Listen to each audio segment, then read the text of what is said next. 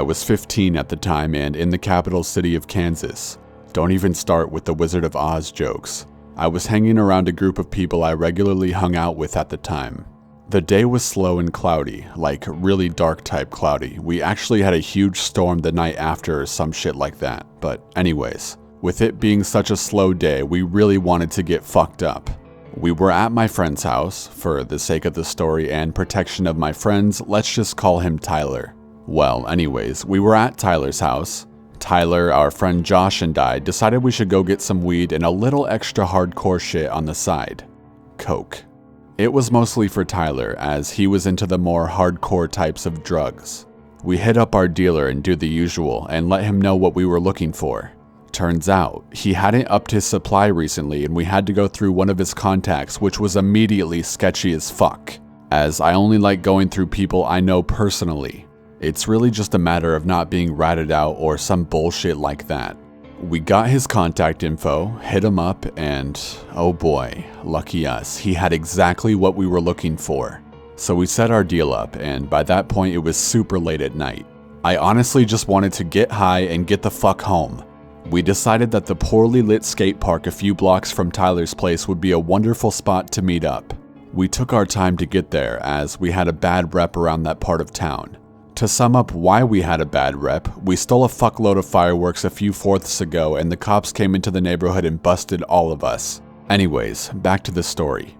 We eventually get there and we had to wait for the guy to show up, which is immediately more sketchy, as I like for my dealer to be there at the same time as I am.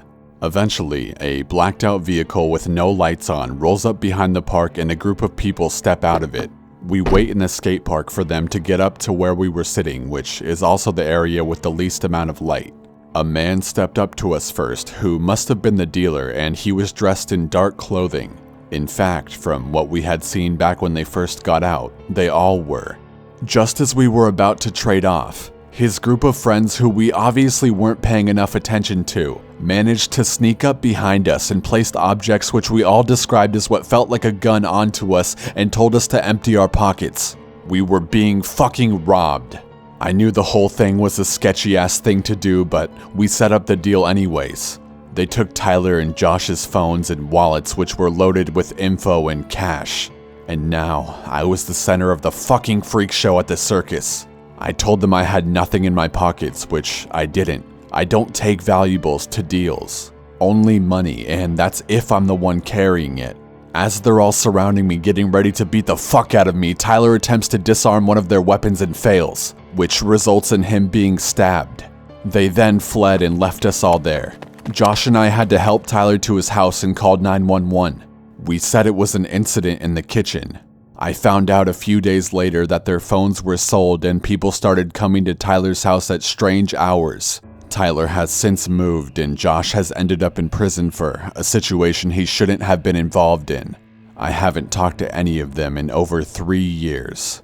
Moral of the story, don't go to deals that you don't trust yourself. Or, you could just not go to deals at all, that'd be good too.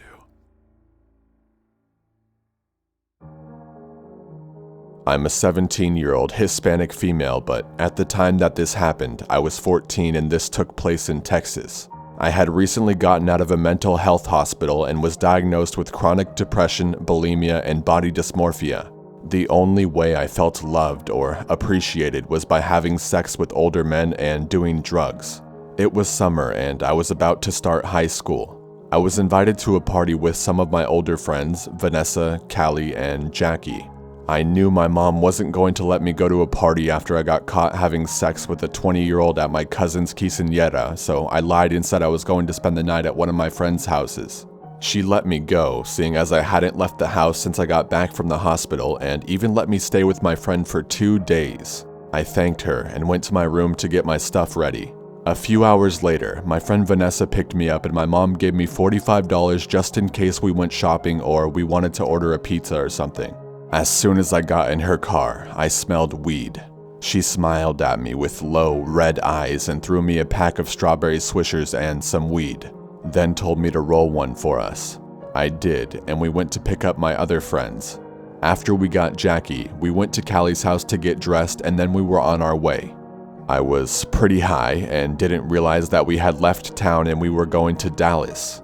When we got there, I found it odd that it was just me, my 3 friends, and Jackie's boyfriend, who was 21 and she was 17. I didn't say anything, thinking more people were probably just coming later. At the time, all I had really done in the past was smoke weed and drink.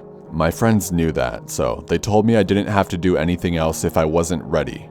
But I wanted so bad to seem cool in front of them and Jackie's boyfriend. Plus, I was getting bored just sitting there drinking while Callie and Vanessa were snorting coke. They told me that they had a dealer that gave them an 8-ball for a pretty cheap price. They called up the guy and said that they can meet up at his place since he was on house arrest. We got into Quan's car, which is Jackie's boyfriend, since he had a van and we could all fit inside of it. We were on our way and Callie was rolling up another blunt. I got higher than I've ever been in my entire life. They told me that this was the strongest strain they ever had too, and to just relax so nobody would trip out. I was giggling at nothing. My entire body felt like I was vibrating and I felt like we were floating. When we got there, I could barely walk. My legs felt like jello, so Callie helped me walk since she needed help walking too. We knocked and went inside. I think there were around 6 guys, all in their mid-20s. One caught my attention.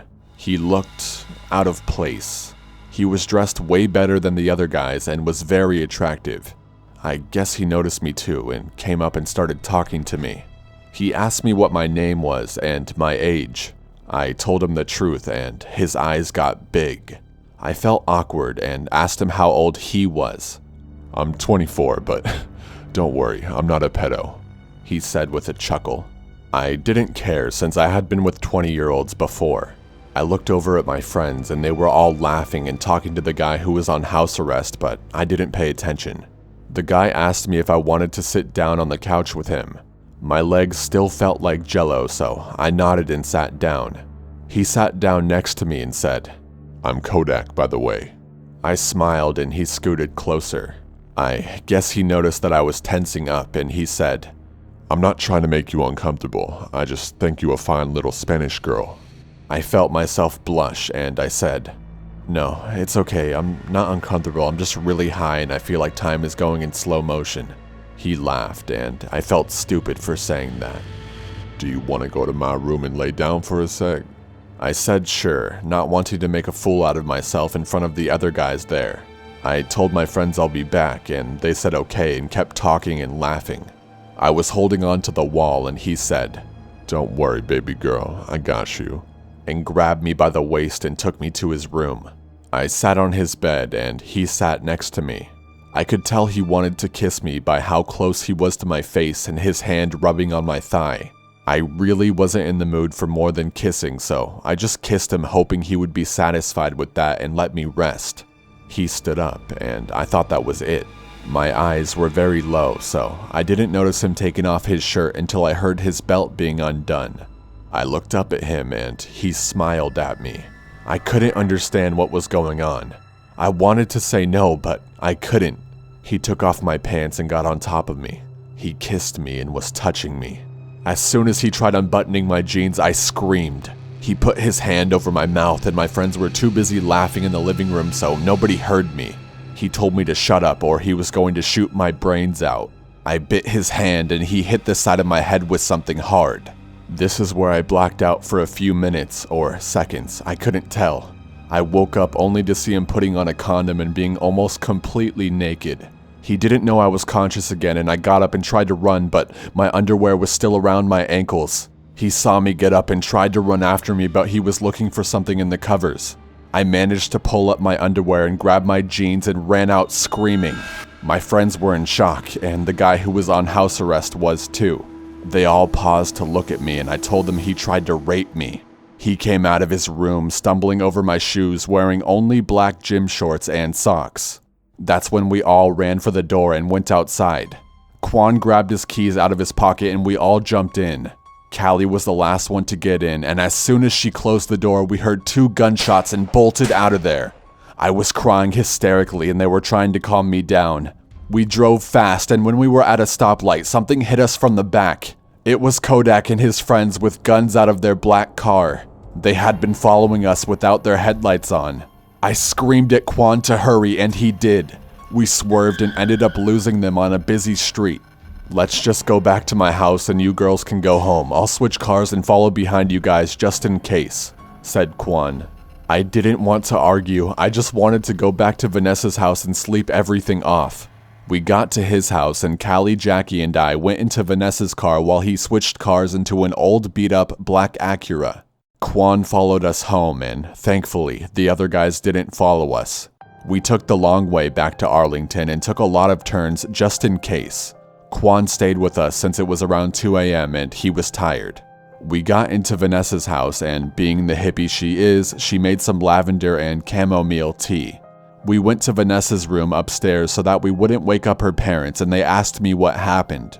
I told them everything, and then Quan said, I know why they followed us. We all looked at him as he pulled out what looked like an ounce of cocaine from his hoodie. He had apparently slipped it in his pocket while they all turned around to look at me when I came out screaming. You dumbass, we could have gotten killed, said Jackie. He had just stolen a ton of money's worth of cocaine. That's why they went after us. We got calls and threats for weeks because of that. It eventually stopped when Jackie called and left an anonymous tip to the police and they got arrested. To this day, I haven't told my parents what happened. I still have nightmares about that night.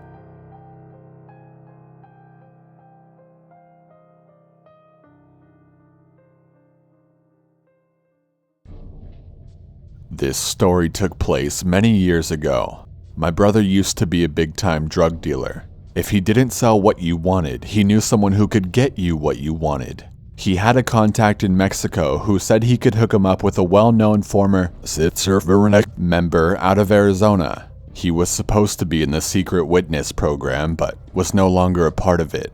My brother called the number given to him, and the man on the phone requested a very large amount of ecstasy pills.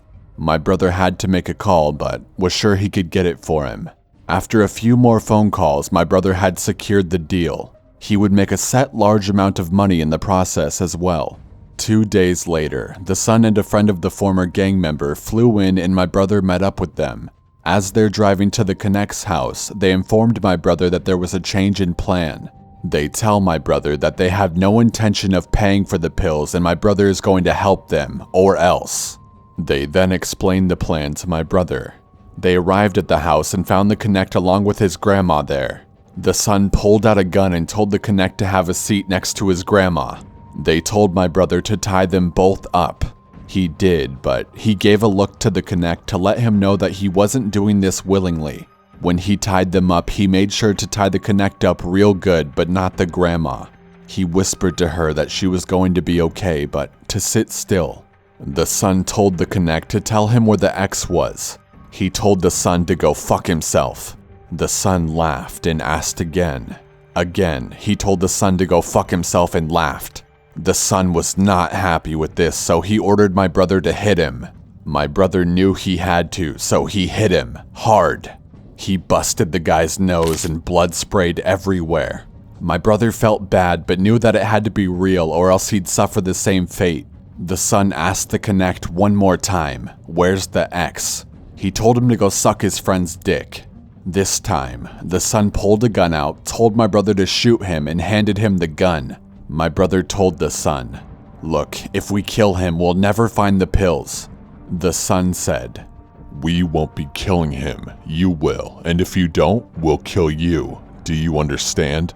What's it gonna be? Kill or be killed?" Just then, the grandma saw her chance and hauled ass out of the front door. They told my brother to go grab her. He went after her but ensured that she kept ahead of him. As soon as she was far enough out and screaming for help and my brother saw that she was going to be okay, he ran to his car and got out of there and didn't look back. He came home, packed a bag, told us what had happened, and then left town. I had always stayed out of his business. I absolutely hated what he did. And now something serious had happened and I was sure it would come to our house. I became paranoid. Every car I heard outside became their car coming to kill us. I knew who these people were and killing us would be nothing to them. After about a week of nothing but paranoid sightings, my brother came home. The first night he was home, we were all mostly relaxed. I say mostly because after all of this, I was never relaxed. At about midnight, we all went to bed. I finally fell asleep after about an hour. I hadn't been asleep very long when I was jarred awake by a loud crash and then yelling. I ran into the living room only to see fire. My mom and I got it put out. That's when we realized that it appeared someone threw a Molotov cocktail at our big living room window. I started to call 911, but my brother made me hang up. He said that I couldn't call. That's when I knew I couldn't live here anymore. Our lives would always be in danger. I moved out a week later. My brother was arrested for cells shortly thereafter, and, to be honest, I felt relieved. It sounds stupid, but in my mind he was safer in prison. However, 3 months after starting his sentence, said gang member was arrested for a large ecstasy ring. I was scared that they would end up in the same prison, but thank God that they didn't. My brother has been out of the drug dealing business since his release many years ago. I still look over my shoulder, worried that one day they'll get even.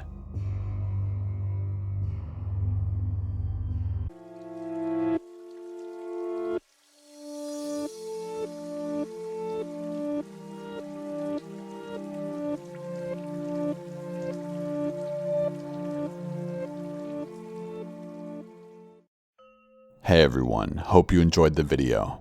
I just wanted to mention a few things before the video ends. In the near future, when I hit 400,000 subscribers, I'm going to be doing a Q&A live stream. Due to the chat being filled with thousands of people during the last live stream, I'm most likely going to gather the questions via a hashtag on Twitter. So please make sure you're following me on that, and I'll also link it in the description. I was also going to let you guys know that I plan on doing certain video topics soon. Ones that haven't really been covered much. These topics include war stories, stories of people being saved by animals, stories in the perspective of the stalker, Pokemon Go stories, alien stories, weird things like that. So I ask that you please send in any stories that you might have that relate to those things. The email to send them to is corpsehusbandstories@gmail.com, and it will also be in the description. Make sure you make the subject of the email what kind of story it is so I can organize things better. Any pictures or proof relating to the story that you send me is highly appreciated and will remain anonymous unless specified. If I don't receive enough stories on the topics I just listed or any that I can verify as legitimate, I will probably just poll the next video on Twitter or something. Also, I'm always looking for more thumbnail artists. So, if you think you can do art for the thumbnails of my videos, please email me saying so along with some of your previous work so I can get an idea of your art style. Thanks for sticking around till the end of the video, and once again I hope you enjoyed it. Merch and everything else in the description. Stay safe and have an awesome day.